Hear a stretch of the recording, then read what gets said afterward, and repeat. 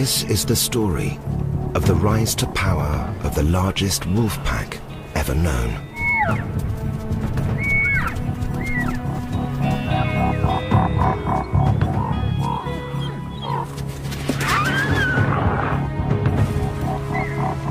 Going from strength to strength, they're now at a turning point in their lives.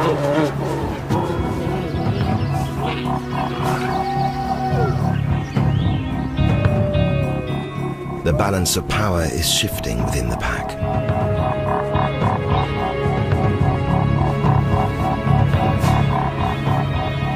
The leaders face a takeover challenge from within their own family.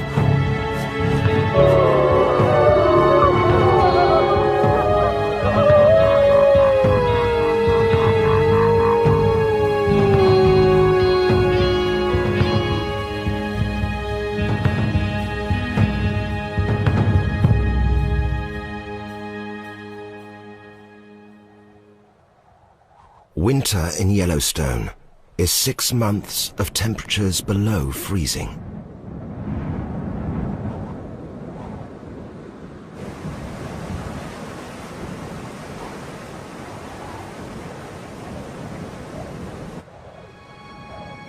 It can look beautiful, but the conditions are fierce. This is a time when most animals struggle simply to survive. But it is also a time when one animal truly comes into its own. This is the time of the wolf, and wolves are back in Yellowstone National Park after an absence of nearly 70 years. American grey wolves are formidable predators. They hunt in large packs and bring down prey far larger than themselves. Wolves have been nipping at the heels of elk for hundreds of thousands of years.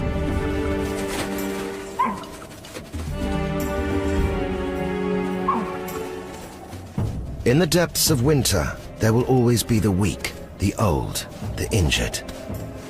Once targeted, the wolf pack closes in.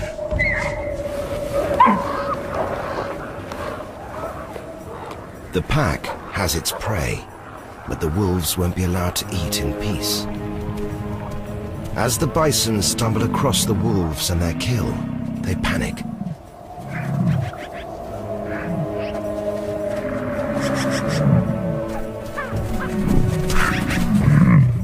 Extraordinary scenes like this disappeared entirely from the American West early last century. Millions of bison were exterminated, and the wolf wasn't far behind. It was treated as vermin by ranchers and park officials, hunted, poisoned, and trapped. The Yellowstone wolf was gone.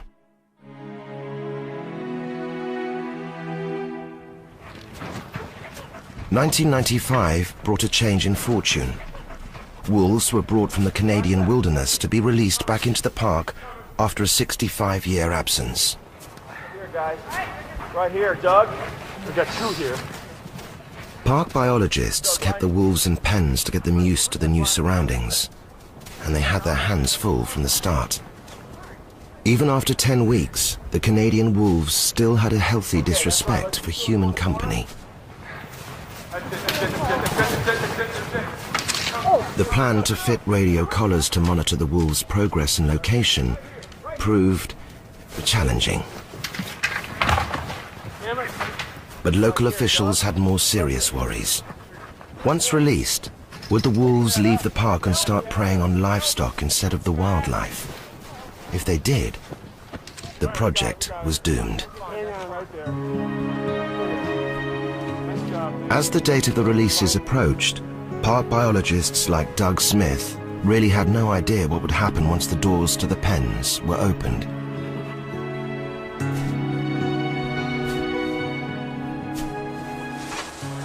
One's out. There are 2 are out. We got 2 out. Many people were tearful. The emotional burden that was lifted off of people's shoulders was tremendous. Now, what was going to happen? Would this take? Would the wolves go back to Canada? What are they going to do? In theory, Yellowstone was perfect wolf habitat, but no one really knew whether the wolves would thrive, starve, or simply leave the park. For biologist Doug Smith, head of Yellowstone's Wolf Recovery Program, the releases marked the beginning of an epic 7-year scientific adventure. I've been interested in wolves since I was a small boy. I never dreamed that I would be in the position that I am today. And for me, this truly is a labor of love. I love going to work every day. I love trying to figure out what these animals are doing, their stories, their interactions with the other animals in Yellowstone is a wonderful opportunity that challenges me in every way.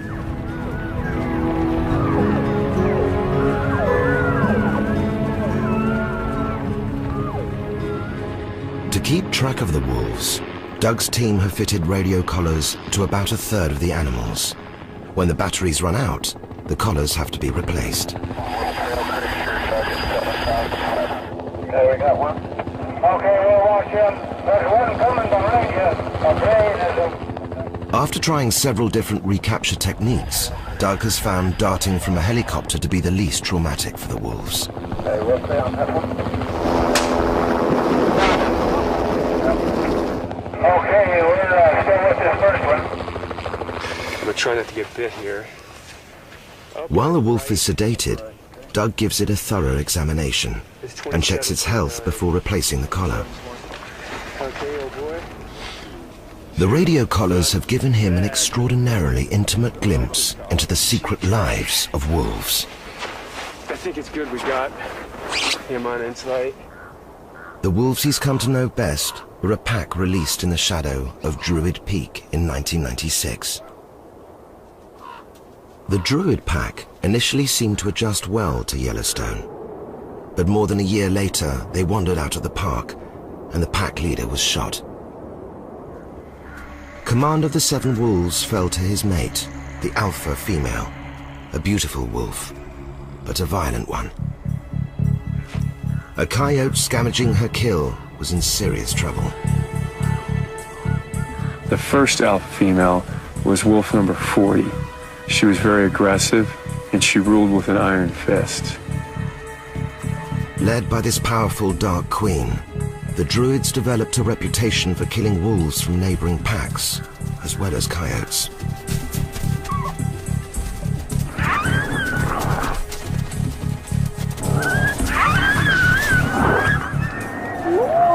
A stranger from a rival pack, a young male known as Number 21, entered the Druids' territory.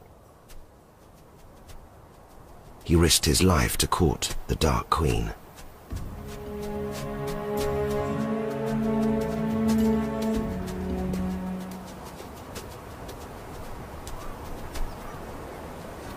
His gamble paid off. Number 21 managed to win her over and became the alpha male of the Druid Pack. The union of these 2 wolves did not go unnoticed. The Dark Queen's sister, Number 42, was watching.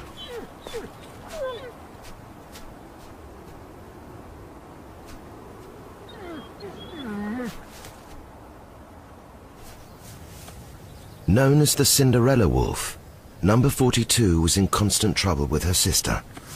She was never quite submissive enough to please her leader. Vicious put-downs were all too common. And then, one night, everything changed. The Dark Queen was dead, probably killed by her own sister.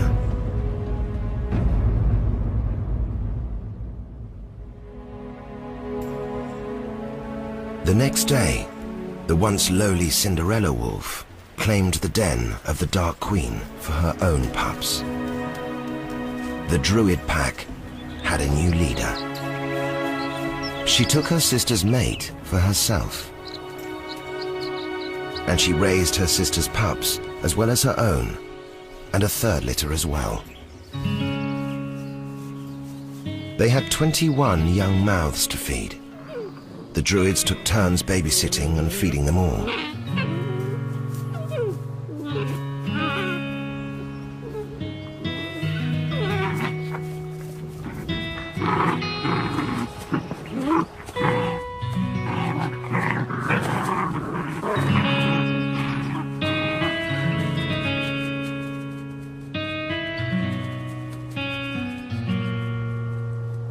All but one of these pups from 3 litters grew into adults, a remarkable achievement for the Druid pack, and a triumphant return of wolves to Yellowstone.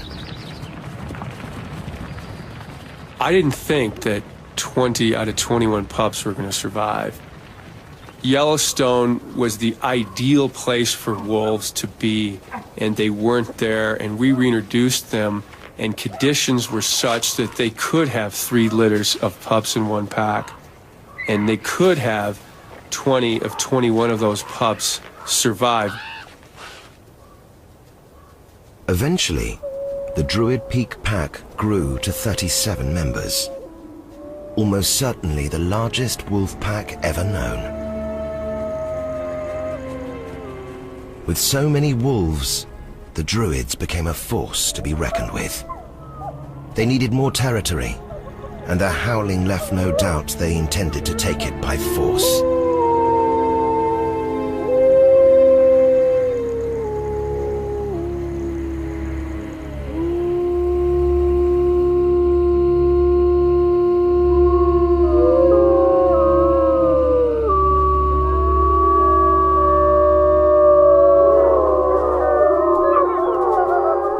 The first thing that happened when the Druid Peak pack grew was they had to get more territory.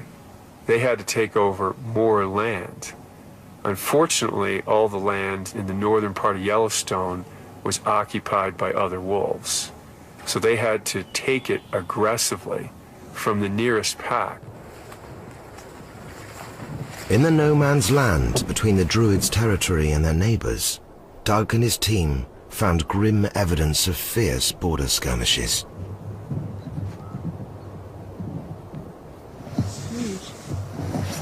Yeah, that's pretty big. Lots of blood. Territorial skirmishes between wolf packs can be ferocious.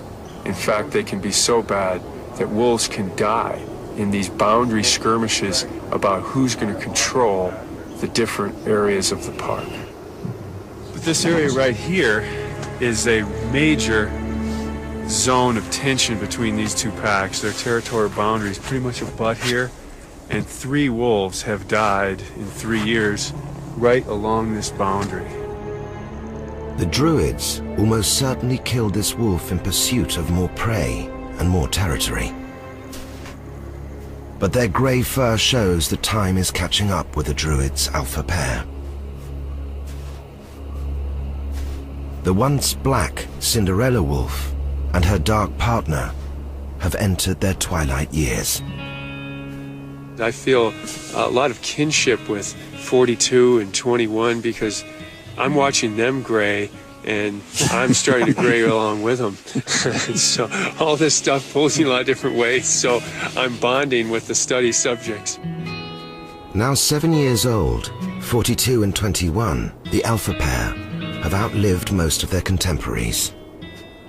But they won't be allowed to enjoy their golden years in peace. Trouble comes in the form of number 113, a powerful young male, a lone wolf. The unique thing about 113 is he's so big, and how we referred to him was that big male wolf. In the prime of his life, number 113 has one thing on his mind, a mate. But Druid turf is a dangerous place to come courting. Caution takes hold, and the big male wolf has second thoughts about advancing further. And it's 21, the old man of the Druids, who chases him off.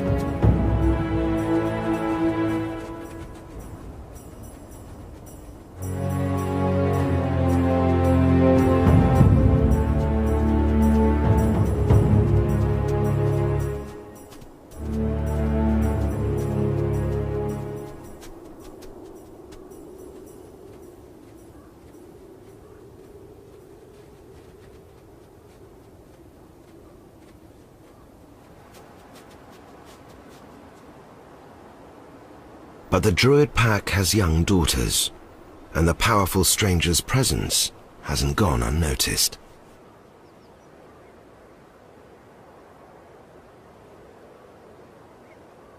She's interested, but nervous. A meeting between wolves from different packs is a tense and dangerous affair. These behaviors are quite ritualized. The animal stands very stiffly, facing the oncoming wolves.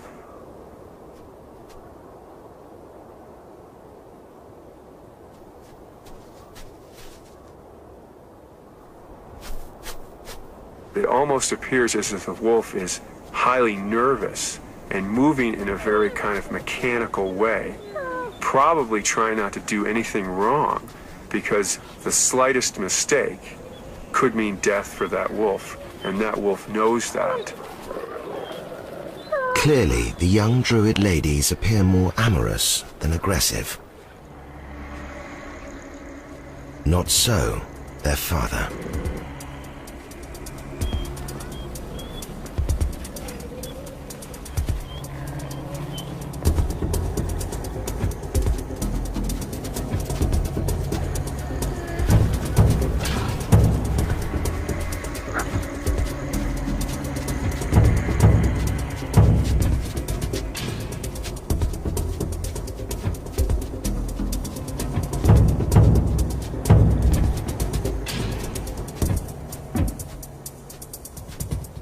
Trespassers are not tolerated by senior Druids.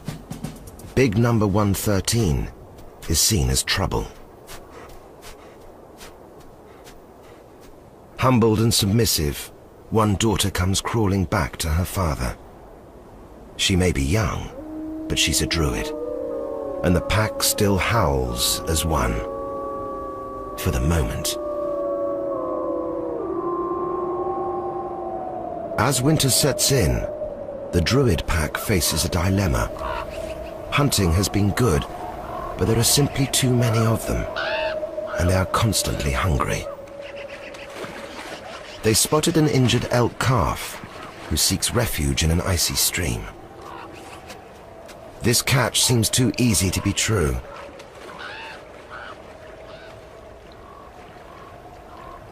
But it means getting drenched, and the wolves are not sure it's worth it.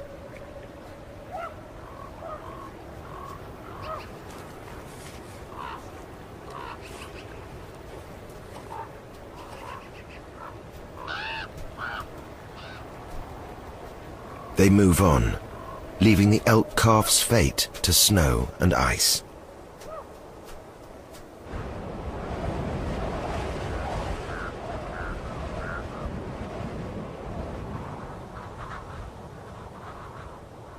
Winters in Yellowstone are merciless. Temperatures can drop to 50 below.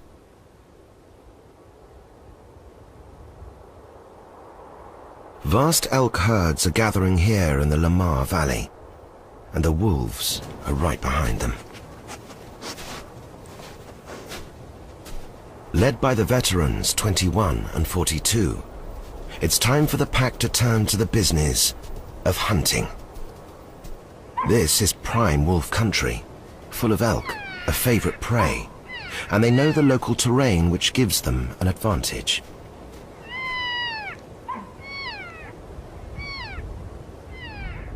Wolves, one of the most important ways they hunt is by getting a good look at their prey. So what the Druid Peak Pack likes to do is use Lamar Valley and the wide open space there to get the elk herds moving, and in that way they can examine the elk. 21, the alpha male of the Druid Peak Pack, is oftentimes the leader of the hunt. He's the oldest, most experienced, arguably the wisest wolf in the pack, and so he understands what elk can be pursued, but he might not necessarily be the most aggressive wolf in the hunts. He allows some of those younger wolves and their enthusiasm come forward to take care of the initial stages of the hunt, and he'll move in towards the end. With so many wolves, the Druid pack employs a scattergun tactic, fanning out to break up the herd.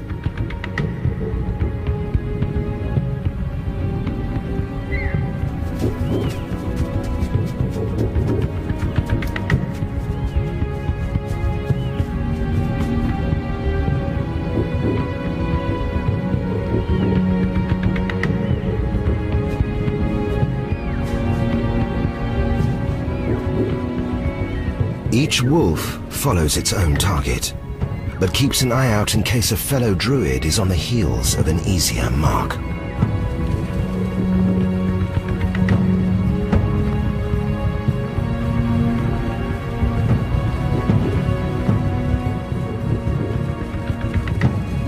Like an experienced general, 21 oversees the attack, leaving the hard work to the younger troops.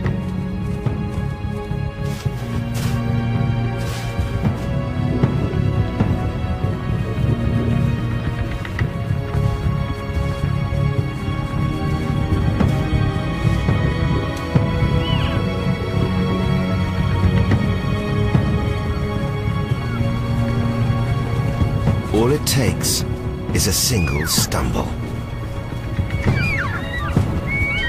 The takedown is the most dangerous moment. A frightened elk can easily deal a fatal blow with its sharp hooves. But the druids have experience on their side. The prey is overwhelmed. With so many hunters, the carcass will be quickly stripped to the bone. There will be little left for scavengers.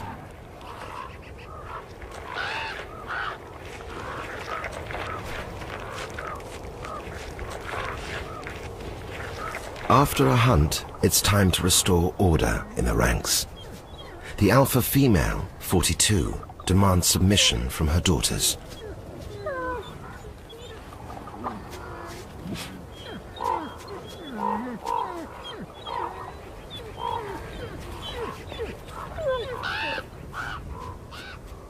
The success of the druids has had an impact not only on the elk, but on the wolf's cousin, the coyote. Continually harassed by wolves, its numbers have fallen by half in the Lamar Valley.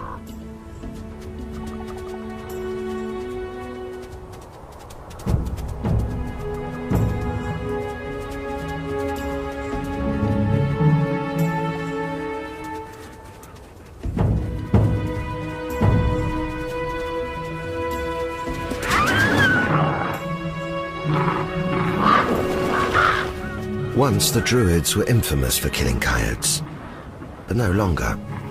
This young wolf wants a playmate, however reluctant.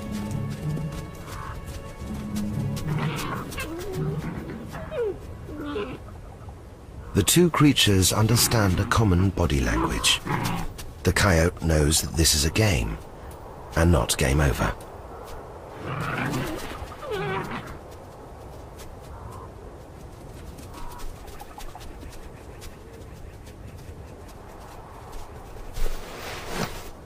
Although the druid pups are 10 months old, nearly full grown, their puppyish curiosity and appetite for play are still very much alive.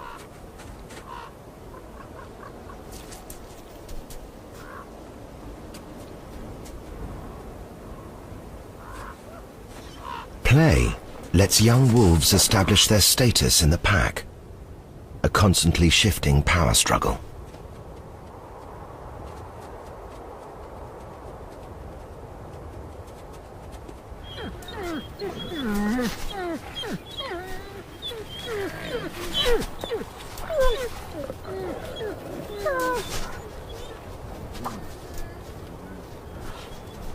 But while the pups play, there is trouble stirring. The pack has reached a critical size. It can no longer feed everyone. It's time for the yearlings to strike out on their own, and the rest of the pack can't emphasize the point strongly enough.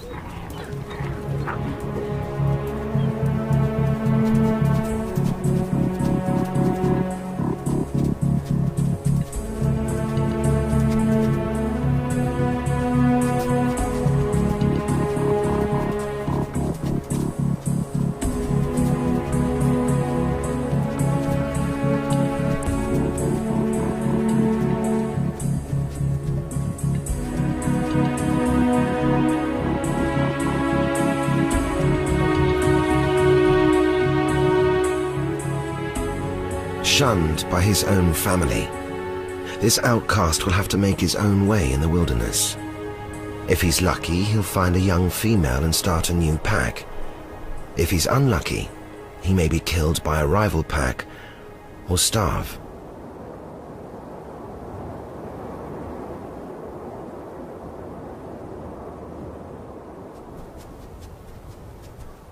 In the late afternoon, one of the Druid daughters is restless, and with good reason.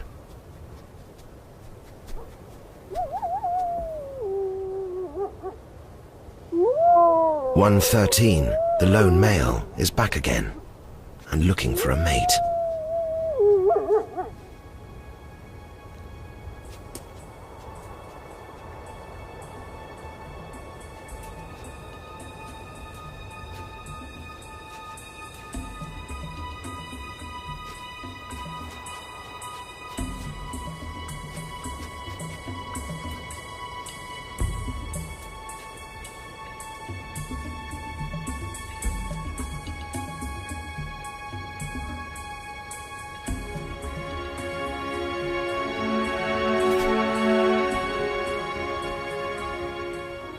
In this moment, the first steps in the formation of a new alliance have been taken.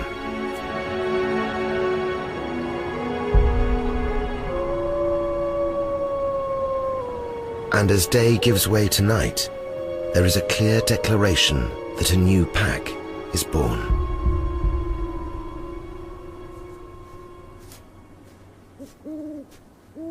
Under cover of darkness, another Druid female approaches the big male stranger.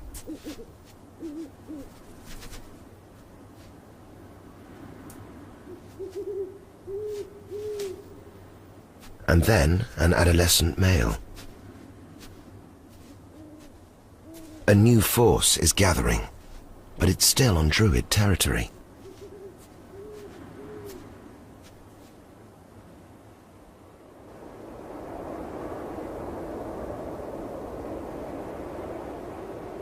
The morning finds Old 21, the alpha male, leading the remaining Druids on border patrol. This is not a good time for the new pack to be caught out in the open, and a very bad time to be caught mating. Mother and father suspect nothing as yet. The new gang spots the patrol. It's definitely time to leave. At the top of the ridge, a team of Druids seals off an escape route. The big male stranger takes no chances. He leads his band of recruits into no man's land.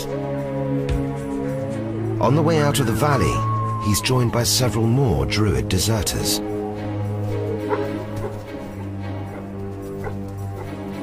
Traveling along the disputed border between rival wolf packs, the young gang of 6 heads south, further into the heart of the park to try their fortunes there.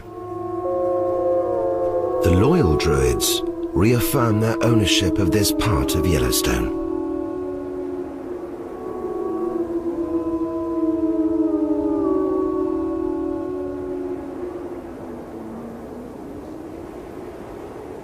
To follow the wolves of the interior, Doug and his team are also headed deep into the backwoods of the park, far off the beaten path.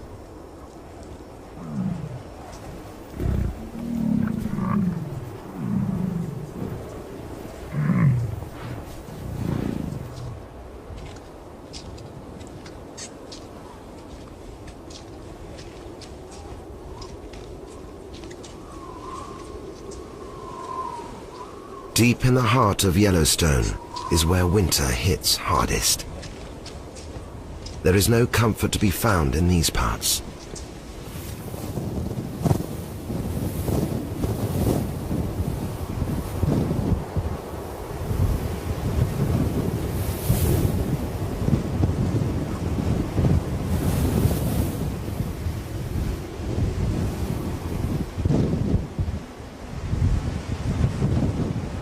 During their study, the scientists have observed that predator and prey actually communicate with each other during a hunt.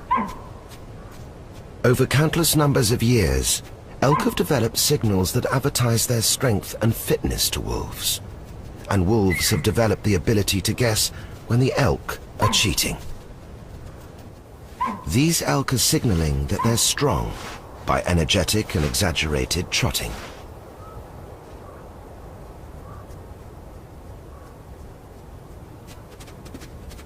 It's a tactic to say, don't bother chasing me because I can outrun you.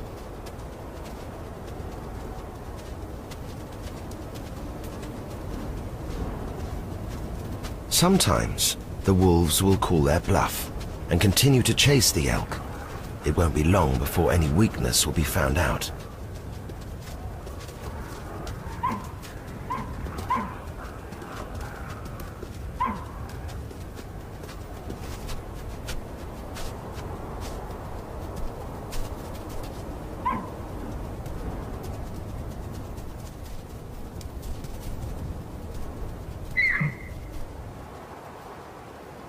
Elk and wolf are much more evenly matched than might appear, and standing its ground when surrounded by a pack of hungry wolves turns out to be a winning strategy, if the elk can hold its nerve.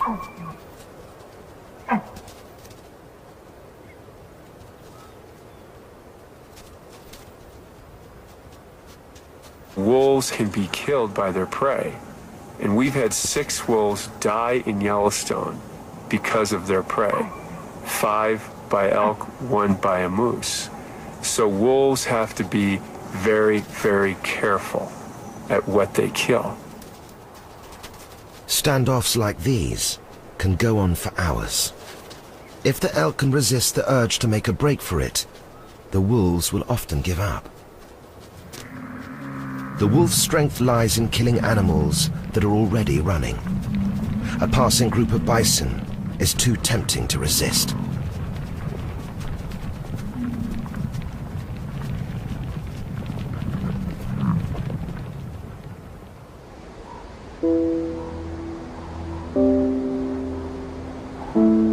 The Yellowstone winter finally loosens its grip and gives way slowly to spring.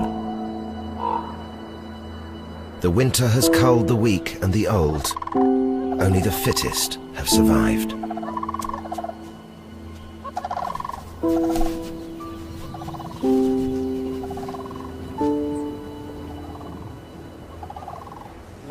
Today, Doug is out with David Meach and Rolf Peterson, both veterans of wolf research.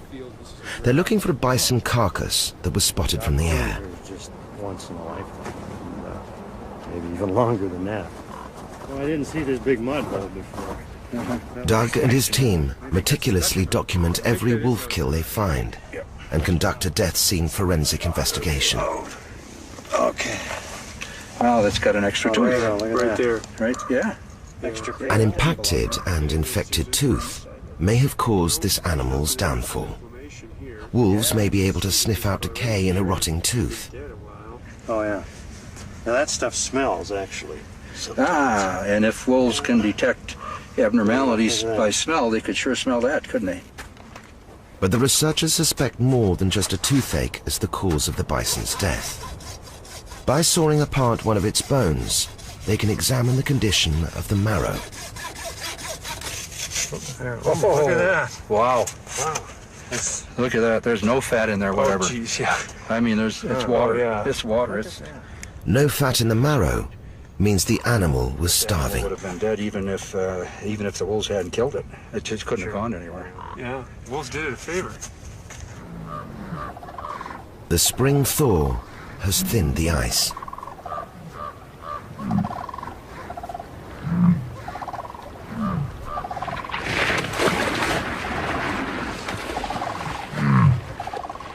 The bison will find escape impossible.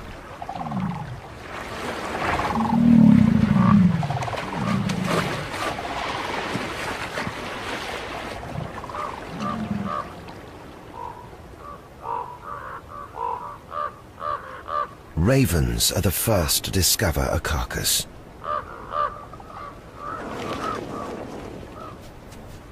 Coyotes aren't far behind.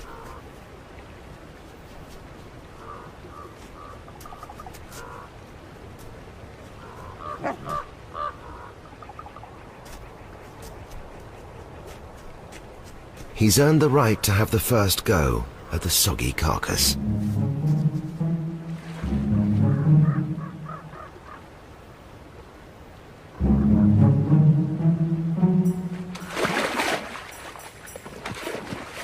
Not that it's going to be that easy.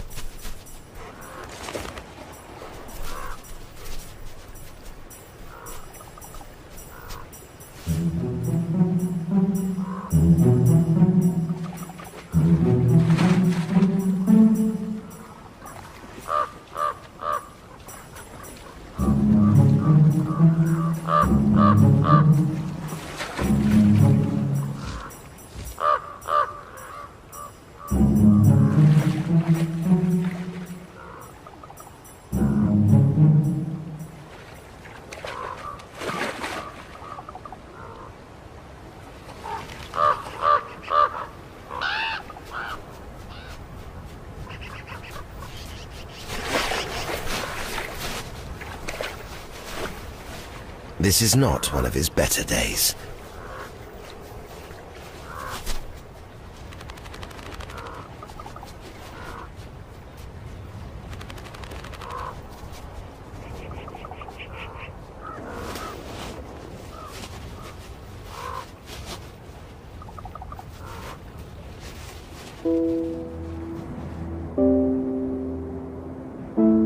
Springtime in Yellowstone is fickle.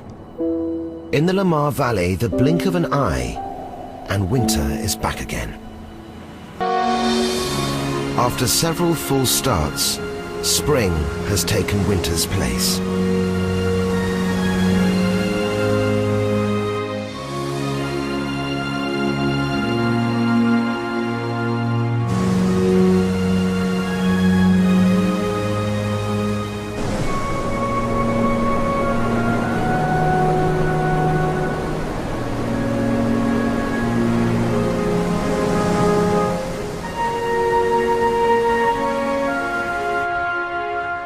With the cloak of winter lifted, the Lamar Valley is barely recognizable.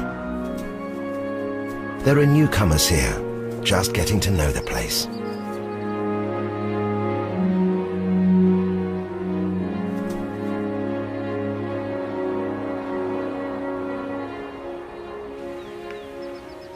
The Druids have made it through the winter in fine form.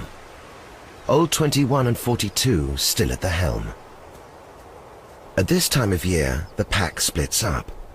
The wolves won't need to hunt as a large team. Now their prey is elk calves.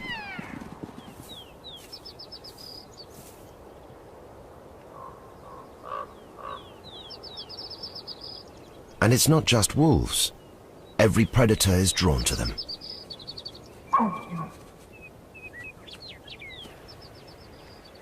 There may be competition between wolves and grizzly bears for elk calves.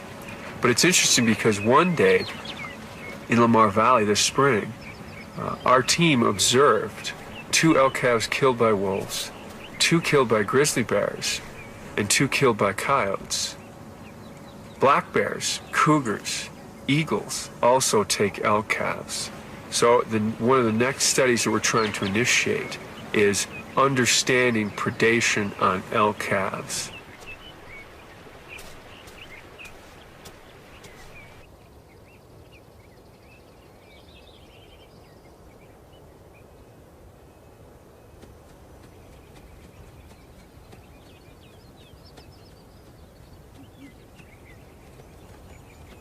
The calves are nimble and quick even at this young age. A grizzly is surprisingly fleet for its size. It can reach a top speed of 30 miles an hour.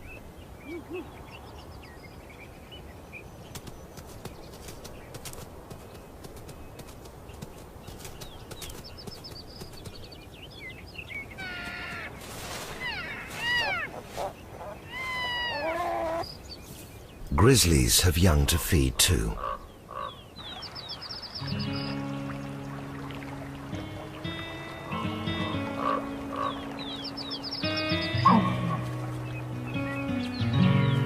The reintroduction of wolves to Yellowstone, though, hasn't been welcomed by everyone.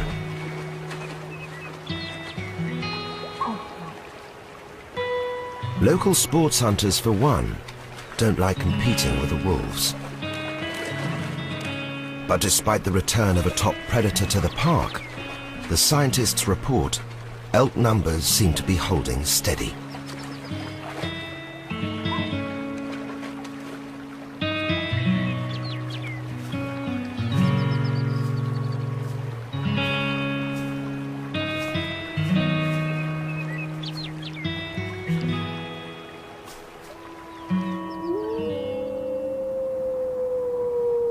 But the controversy has spread beyond the park. Nearly half of the wolves now live outside Yellowstone, where they are often not welcome. Local ranchers feared for the loss of their cattle, but after 7 years, the true losses have been far lower than many ranchers had predicted.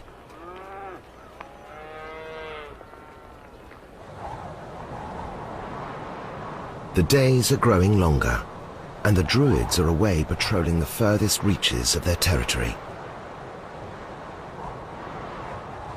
Doug and his team use this opportunity to study the Druids' vacated winter home.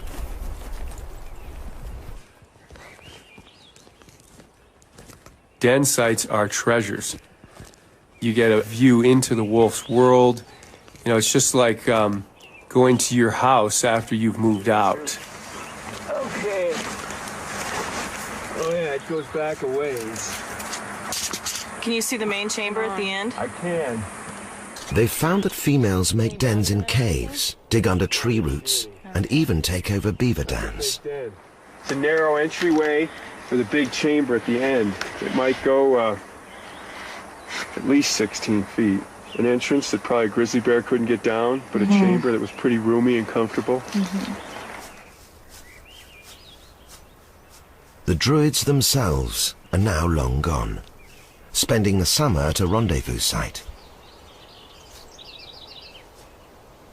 Their 2-month-old pups stay here, making the most of the lush period of sunshine, while most of the pack hunts. There are plenty of new sights and smells to investigate, and an attentive babysitter nearby to make sure things don't get out of hand.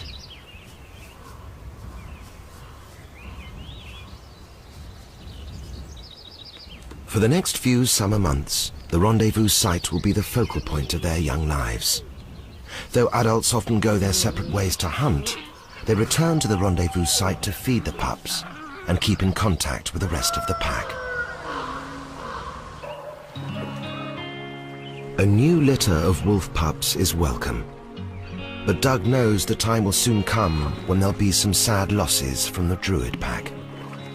42 has been there since the beginning, and 21 came on the scene early. They are the thread through that whole story, and that thread is getting short, and it could end soon. It will be a sad day for me, and it will be a sad day for the story of Yellowstone wolves. The sadness of those inevitable losses should be balanced by the scale of the achievement. I think the reintroduction of wolves to Yellowstone is one of the scientific opportunities of the century. To be a part of this from the beginning and document how this system will change because of the reintroduction of a top carnivore that belongs here is a huge scientific opportunity that needs to be done. And now a new chapter has opened in Yellowstone's history. Doug has been anxious to find out what happened to the big young wolf that ran off with the Druid's adolescent daughters. Although number 113 has been collared, his radio transmitter only works occasionally, so he's been hard to track. One day, at the edge of the Druid's territory, Doug spots a group of pups he hasn't seen before. And watching over them is 113. No longer a renegade wolf, but a busy father with his young family. With the arrival of the pups, this group is now officially a pack in its own right, and 113 is their alpha male.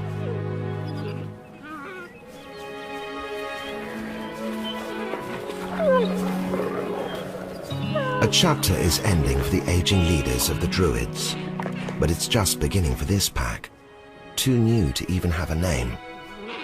Future skirmishes over Yellowstone territory are inevitable. As these young wolves face the future, this is their battle cry.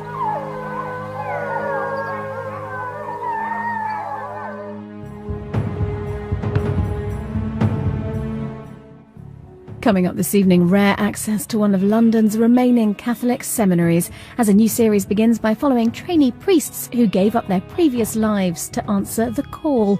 Another chance to catch part 1 of Catholics next.